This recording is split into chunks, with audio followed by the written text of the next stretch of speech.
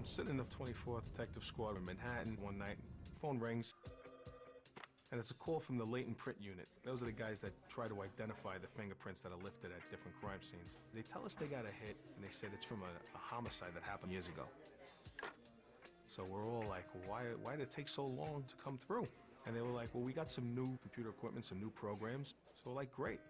So we take the guy's name. Turns out he had done some jail time. But for small things, I think he had some drugs, some gun collars, but he was out. We didn't know where he was living, though. We didn't have a current address on him. So we went back to his corrections record from prison, and we saw that he had some kids and he had a wife. So we looked up the wife. She had left an address when I guess she went to visit him in prison. So we figured that's a good place to start. Maybe he went back to stay with her. We jump in a car and we go up to the Bronx where this woman lives. A project not too far from Yankee Stadium, and the reason I remember that is because it was a Yankee playoff game going on, and the Jets had just shot over the stadium, and they probably just shot over the buildings we were at, too.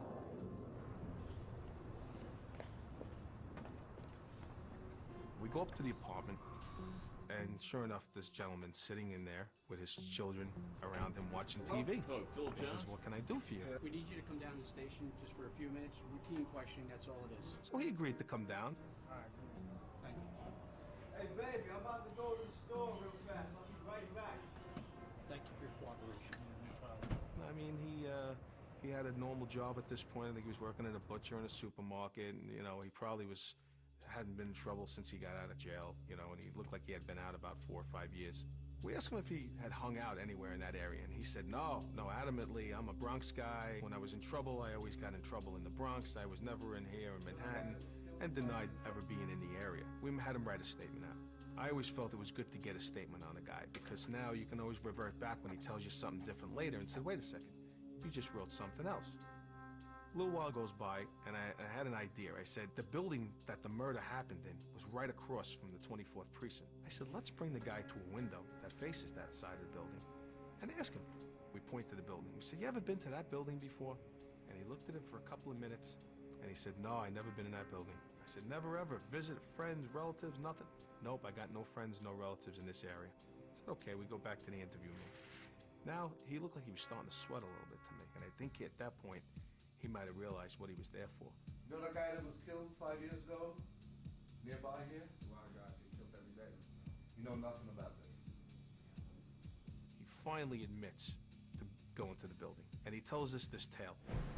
I was hanging out in the Bronx, on the set, selling some drugs.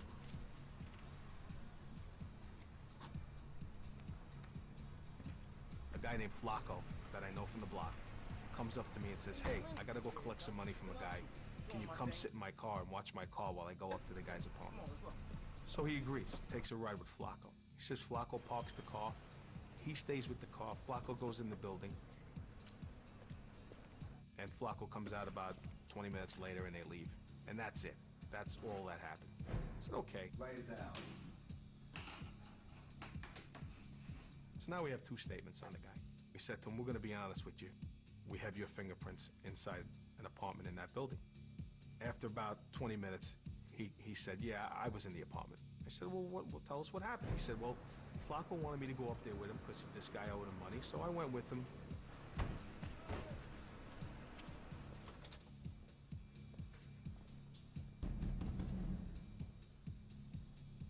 What's up, Flacco? What's up, man? Yo, get in the freaking apartment, B. Flacco, yo, man, come like that. Close the door. Get in here, close the door. Back up. Yo, man, what's up, man? We asked him for the money. The guy said, oh, I just sent all my money out of the country back to my family back home. And he said, I don't have anything here. Grab something in the sink of the bag, middle, under the sink, check. I got some marijuana in the kitchen cabinet. Take that. So with that, we took that, and then I walked out of the apartment, and Flacco was about 30 seconds behind me. I pressed the elevator, we got in the elevator, and we left. I said, really? Write that down. He writes that story down.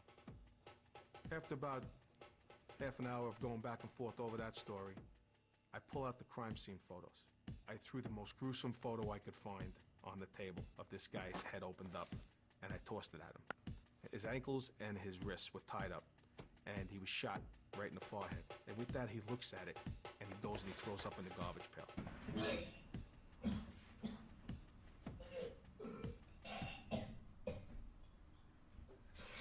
gets back up, I get him some water, I get him a towel, he cleans up a little bit. I said, you want to tell me what happened now? I said, because you're responsible for this. He gives it up. Flacco wanted his money, the guy didn't have any money, so we went in there. He goes, but I wasn't the one that killed him. Time up good, too. I tied his hands, I tied his feet up, but look how loose they are. In the pictures, he's showing me the crime scene photos. He's going, look how loose I tied those hands and feet. He goes, I didn't really hurt him or anything like that. But he didn't know he was admitting to felony murder. No, what? No, what did you do, man? Shut up and go get the elevator. Felony murder is, if you're committing any felony and somebody dies as a result, you're just as guilty as the guy that pulled the trigger. He didn't know that. He writes that final confession down, and we arrest him, and we go to trial. Before trial, we do some hearings. The judge was an infamous judge from the Bronx. He was a bit of a character. Your Honor, the defendant has made 4 different statements. He looks over at the perp, and he says, 3 or 4 statements you wrote. Okay, what else we got? We have fingerprints at the crime scene. He goes, they got a fingerprint at the murder scene. With this, I can see the guy sweating again. The judge was basically trying to offer him a plea. And the judge was telling him, if you go to trial on this, you're probably looking at 25, 30 years. I ended up offering him 12 to 20. When he offered him the 12 to 20 years, the guy jumped up, looked at the judge, and Judge, I didn't tie him up tight, though. I tied him as loose as I could. Just look at the picture. he took the 12 to 20 years.